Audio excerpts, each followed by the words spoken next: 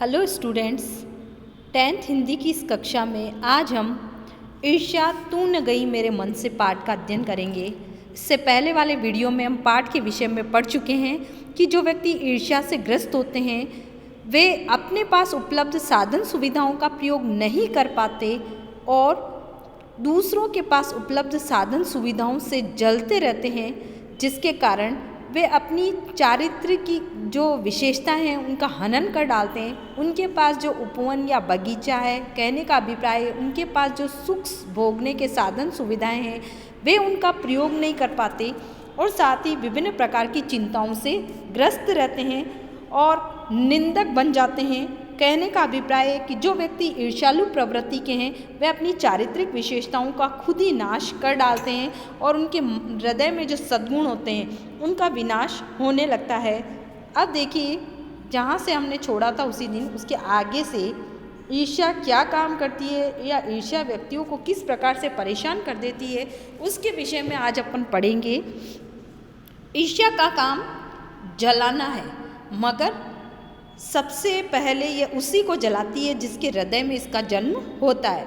ईर्ष्या क्या करती है? व्यक्तियों को जलाती है, लेकिन सबसे पहले उसी व्यक्ति को जला डालती है जिसके मन में ये उत्पन्न हो जाती है। आपने भी ऐसे बहुत सारे लोग देखे होंगे जो ईर्ष्या और द्वेष की भावनाओं से युक्त होते हैं।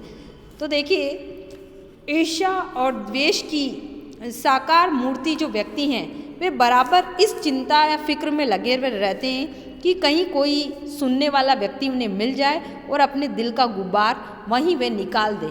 यानी जिस व्यक्ति के प्रति उनके मन में ईर्ष्या होती है वे उसकी निंदा करना चाहते हैं। उनके मन में बहुत सारी बातें होती रहती है और वे चाहते हैं कि वे अपने गुब्बार को जो श्रोता मिल जाए उसी के सामने वे निकाल कर डाल दें। श्रोता मिलते ही मुंह बजने लगता है और वे बड़ी होशियारी के साथ एक एक कांड इस ढंग से सुनाते हैं मानो विश्व कल्याण को छोड़कर उनका कोई ध्येय ही न हो। यानी देखिए, जो व्यक्ति ईर्ष्या से ग्रस्त हैं, यदि उन्हें कोई निंदा सुनने वाला व्यक्ति मिल जाता है तो उन्हें वहीं अपनी मन की या हृदय की जो बात है वे सुनाने लगते हैं और ऐसी होशियारी से एक एक बात को सुनाते हैं या ऐसी होशियारी से एक एक कथनी को कहते हैं मानो उन्होंने विश्व कल्याण का जिम्मा ले रखा हो और उनका इसके अलावा कोई दूसरा लक्ष्य ही ना हो। हम कह सकते हैं कि जो ईर्ष्यालु व्यक्ति होते हैं उन्हें दूसरों की निंदा करने में मजा आता है, इसी में वे आनंद की अनुभूति करते हैं और जहाँ कोई उन्हें निंदा सुनने वाला व्यक्ति मिल जाता है वे उन्हें एक एक बात बड़ी ही चतुराई से कहकर इस प्रकार सुनाते हैं मानो उन्होंने विश्व को सुधारने का जिम्मा ले रखा हो। अगर जरा अपने इतिहास को देखिए और समझने की कोशिश कीजिए कि जब से उन्होंने इस सुकर्म का प्रारंभ किया है तब से वे अपने क्षेत्र में आगे बढ़े या पीछे हटे हैं। यह भी कि वे निंदा करने में संयम और शक्ति का अपव्यय नहीं करते तो आज उनका स्थान कहाँ होता। यानी जो व्यक्ति इस कार्य में लगे हुए हैं उन्हें यदि अगर हम तरीके से देखें, उनके इतिहास को यदि हम समझने की कोशिश करें तो उन्होंने ऐसा काम करके कोई अच्छा कर्म प्रारंभ नहीं किया है। ऐसा करने से वे उन्नति की दौड़ में पीछे ही गए, कभी आगे नहीं आ पाए हैं। यानी हम यदि किसी के प्रति ईर्ष्या की भावना रखते हैं और लगातार उस व्यक्ति की निंदा करते रहते हैं दूसरों के सामने, तो ऐसा करके हम सोचते हैं कि हमने अच्छा काम किया या हम उन्नति के शिखर पर आगे जा रहे हैं, तो ऐसा कभी नहीं होता। उल्टे हम अपने ही पैरों को अवनति की ओर अग्रसर कर देते हैं या हम कहने का अभिप्राय की ओर पीछे हट जाते हैं। यह भी है कि निंदा करने में संयम और शक्ति का अपव्यय नहीं करते और यदि ऐसे व्यक्ति निंदा करने में अपना समय बर्बाद नहीं करते या थोड़ा बहुत संयम रख लेते या अपने मन की बात दूसरों को नहीं कहते कि मैं उस व्यक्ति के प्रति ईर्ष्या की भावना रखता हूँ, तो शायद उनका स्थान कहीं और होता। कहने का अभिप्राय है कि व्यक्ति जो ईर्ष्या की भावना से ग्रस्त होता है वो अपने पास उपलब्ध साधन सुविधाओं का प्रयोग करके जो उन्नति के मार्ग अपना सकता है वो उस ईर्ष्या की भावना के कारण अपने साधन सुविधाओं का उचित प्रयोग नहीं कर पाता और उन्नति की राह पर वह आगे बढ़ ही नहीं पाता। जिंदगी की राह में और अधिक पीछे की ओर धकेल दिया जाता है। चिंता को लोग चिता कहते हैं। चिंता को तो चिता के समान बताया क्योंकि चिता तो मृत को जलाती है, लेकिन यदि व्यक्ति चिंताग्रस्त हो जाता है तो जीते जी मरणासन स्थिति के अंदर वो पहुंच जाता है। इसलिए चिंता को तो चिता से भी अधिक भयंकर कहा है। जिसे किसी प्रचंड चिंता ने जकड़ लिया है उस बेचारे की जिंदगी ही खराब हो जाती है। यानी जो व्यक्ति चिंता से ग्रस्त है उस व्यक्ति की जिंदगी खराब है, किंतु ईर्ष्या शायद फिर चिंता से भी बदतर चीज़ है, क्योंकि वह मनुष्य के मौलिक गुणों को ही कुंठित बना डालती है। लेकिन लेखक रामधारी सिंह दिनकर बता रहे हैं कि यदि व्यक्ति चिंता से ग्रस्त है तब तो जीते जी मर जाता है, लेकिन ईर्ष्या तो उससे भी बदतर है, क्योंकि वो व्यक्ति के जो मौलिक गुण हैं, यानी व्यक्ति में जो सद्गुण होते हैं, उसके चरित्र की जो अच्छी विशेषताएं होती है, उसको भी वो पूरी तरह से कुंठित कर देती है, या हम कह सकते हैं कि पूरी तरह से उसको समाप्त कर डालती है। इसीलिए चिंता से भी ज़्यादा भयंकर जो दाह है या जो पीड़ा होती है वो ईर्ष्या से होती है। तो ईर्ष्या से हमें बचने का प्रयास करना चाहिए। उसके बाद देखिए लेखक कह रहे हैं, मृत्यु शायद फिर भी श्रेष्ठ है वनस्पत इससे कि हमने अपने गुणों को कुठित बनाकर जीना पड़े। चिंता दग्ध व्यक्ति समाज की दया का पात्र है, किंतु ईर्ष्या से जला भुना आदमी जहर की चलती फिरती गठरी के समान है, जो हर जगह वायु को दूषित करती फिरती है। मृत्यु शायद फिर भी श्रेष्ठ है वनस्पत इससे कि हम अपने गुणों को कुठित बनाकर जीना पड़े। तो लेखक कह रहे हैं कि यदि हमारे में सद्गुणों का नाश हो जाता है, या जिस प्रवृत्ति के कारण हमारी चारित्रिक विशेषताएं जो अच्छी वाली है उनका हनन हो जाता है, तो उससे तो फिर मृत्यु को ग्रहण करना ही ज़्यादा उचित है। यानी व्यक्ति की मृत्यु हो जाए वो ज़्यादा ठीक है, इसके वनस्पत की वो ईर्ष्या की भावना से ग्रस्त हो जाए। लेकिन चिंतादग्ध जो व्यक्ति होते हैं वे समाज में दया के पात्र बन जाते हैं, लेकिन ईर्ष्या से जो व्यक्ति जला भुना हुआ रहता है वो तो एक जहर के समान चलती फिरती गठरी है, जो आसपास के वातावरण को भी प्रदूषित कर डालती है। कहने का अभिप्राय है कि जो व्यक्ति चिंताग्रस्त होते हैं वे तो समाज में फिर भी दया के पात्र बन जाते हैं, उन्हें समाज की दया दृष्टि मिल जाती है। लेकिन जो व्यक्ति ईर्ष्या की भावना से ग्रस्त होते हैं वे तो चलती फिरती जहर की गठरी के समान है, जो अपने आसपास के वातावरण को दूषित करते फिरते हैं, क्योंकि वे आसपास निंदा का वातावरण फैलाए रखते हैं। जो कोई व्यक्ति उन्हें मिलता है वे जिस व्यक्ति के साथ ईर्ष्या की भावना रखते हैं उसकी निंदा करके उसको भी अपने समान ईर्ष्यालु बनाने का भी प्रयास करते हैं। फिर देखिए लेखक कह रहे हैं रामधारी सिंह दिनकर, ईर्ष्या मनुष्य का कोई चारित्रिक दोष नहीं है, प्रत्युत इससे मनुष्य के आनंद में भी बाधा पड़ती है। कह रहे हैं कि ये व्यक्ति का कोई चारित्रिक दोष नहीं होता है, इससे व्यक्ति को उसके आनंद उपभोग में बाधा उत्पन्न हो जाती है। यदि व्यक्ति ईर्ष्या से ग्रस्त है तो वो अपने पास उपलब्ध साधन सुविधाओं का उपयोग नहीं कर पाता और उसको आनंद की प्राप्ति नहीं होती। जब भी मनुष्य के हृदय में ईर्ष्या का उदय होता है, सामने का सुख उसे मध्यम सा दिखने लगता है। जब भी व्यक्ति में ईर्ष्या या दाह की भावना आ जाती है, द्वेष करने लगता है वो किसी के साथ, तो उसके सामने उत्पन्न होने वाले जितने भी सुख है उनकी रोशनी भी मंदिम हो जाती है। कहने का अभिप्राय है कि उनके सामने जो सुख साधन सुविधाएं वे उनका उपयोग नहीं करते, या उनके सामने वो सुख के नज़ारे प्राप्त करने का जो प्रयास है वो उन्हें प्राप्त नहीं हो पाता। पक्षियों के गीत में जादू नहीं रह जाता, फूल तो ऐसे हो जाते हैं मानो कि वे देखने योग्य ही न हो। पक्षियों के गीत में जादू नहीं रह जाता, यानी उनके जीवन में जो मधुर गान है, स्वप्न है, जिनसे वे सुख का अनुभव कर सकते हैं, जिन फूलों फलों के रस से वे आनंद विभोर कर सकते हैं, वे फल फूल उन्हें आनंद प्रदान करने लायक नहीं रहते।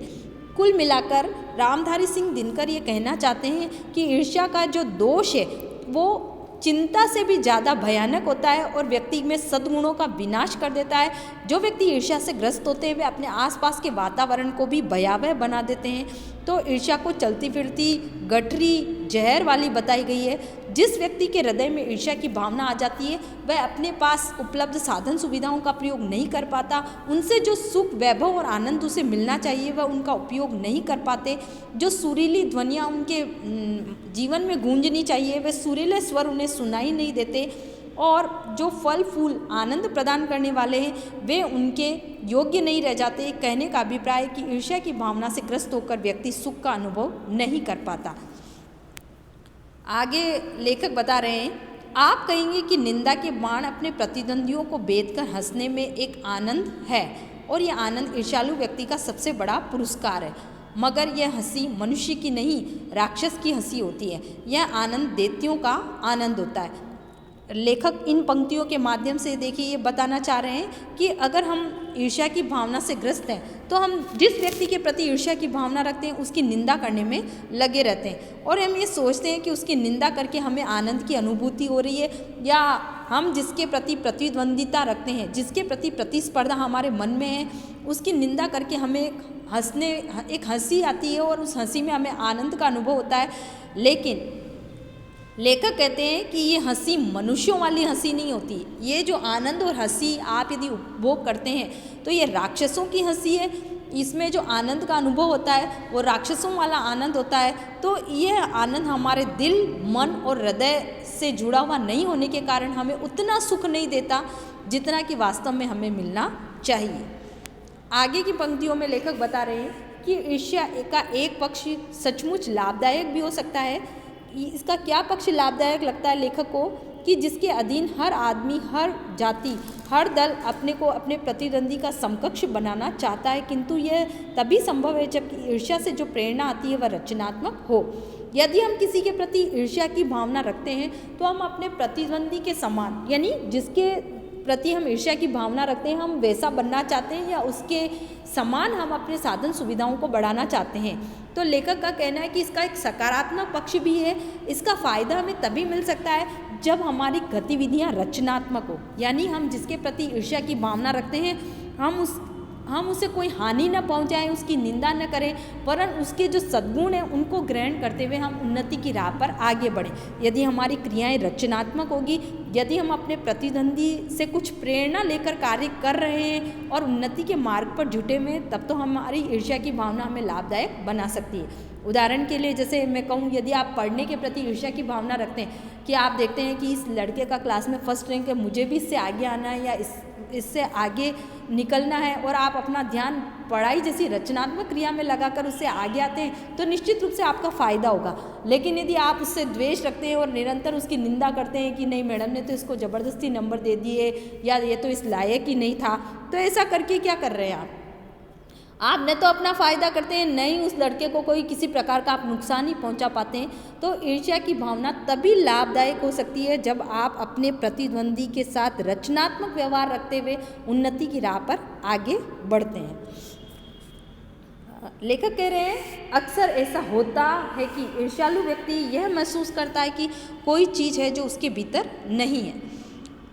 अक्सर तो ऐसा ही होता है, मतलब लोग बागों की रचनात्मक गतिविधियां कम रहती है। अक्सर जो व्यक्ति ईर्ष्या की भावना से ग्रस्त होते हैं वे ये समझते हैं कि दूसरे के पास जो चीज़ है वो मेरे पास नहीं है, मेरे पास भी वो होनी चाहिए। कोई वस्तु है जो दूसरों के पास है, किंतु वह यह नहीं समझ पाता कि उस वस्तु को प्राप्त कैसे करना चाहिए। गुस्से में आकर वह अपने किसी पड़ोसी, मित्र या अपने समकालीन व्यक्ति को अपने से श्रेष्ठ मानकर उससे जलने लगता है, जबकि ये लोग भी अपने आप से शायद ही वैसे ही असंतुष्ट हों। तो रामधारी सिंह दिनकर का कहना है कि ईर्ष्यालु व्यक्ति की प्रवृत्तियां रचनात्मक हो ऐसा बहुत कम होता है।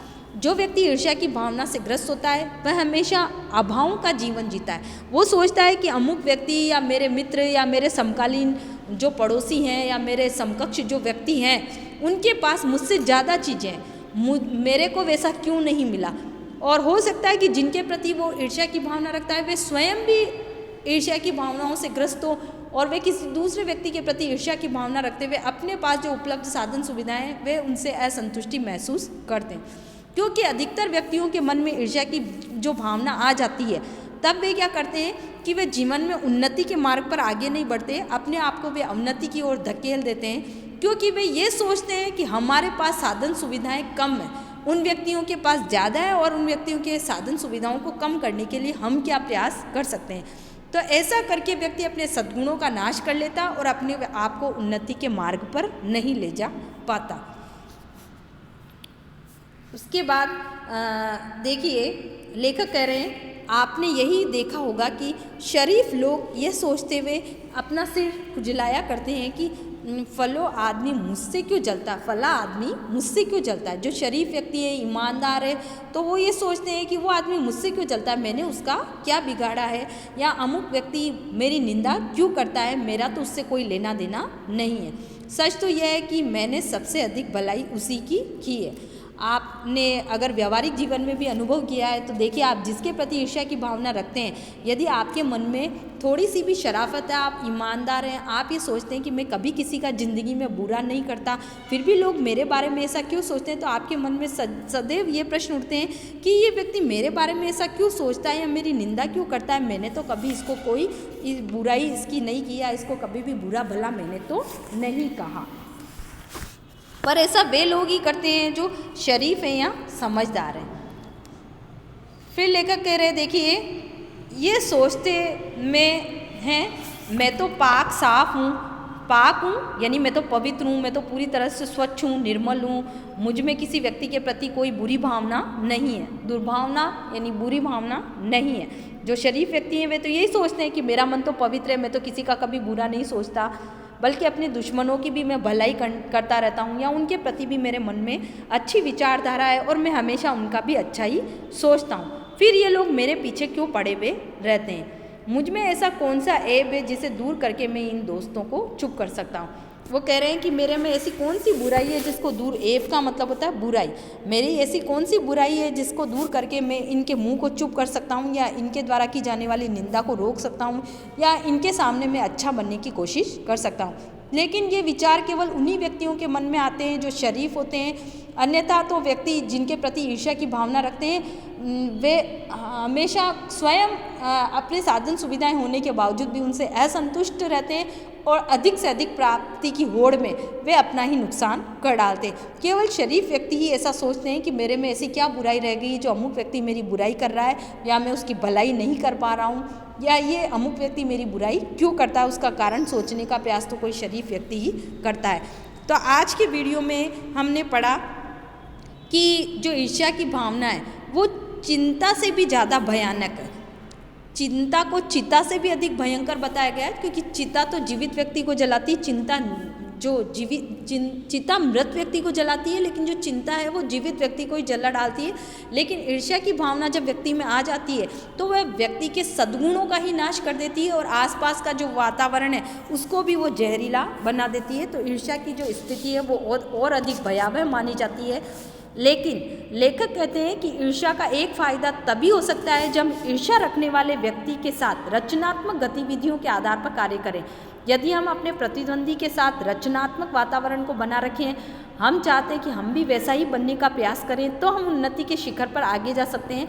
अन्यथा जो व्यक्ति शरीफ हैं, ईमानदार हैं, जो किसी के प्रति ईर्ष्या नहीं रखते, वे तो यही सोचते हैं कि अमुक व्यक्ति मेरे साथ क्यों ऐसी भावना रखता है, मैंने उसका क्या बिगाड़ा है, मैंने तो समय आने पर उसकी भलाई ही करी है, या समय आने पर मैंने तो उसका फ़ायदा ही किया है। फिर मेरा मन साफ और पवित्र होने के बाद भी मेरे मन में ऐसी क्या बुराई रह गई है जिसके कारण अमुक व्यक्ति हमेशा मेरी निंदा करता रहता है। आज के वीडियो में इतना ही। पाठ का जो शेष बचा हुआ भाग है हम अगले वीडियो में पढ़ेंगे। धन्यवाद।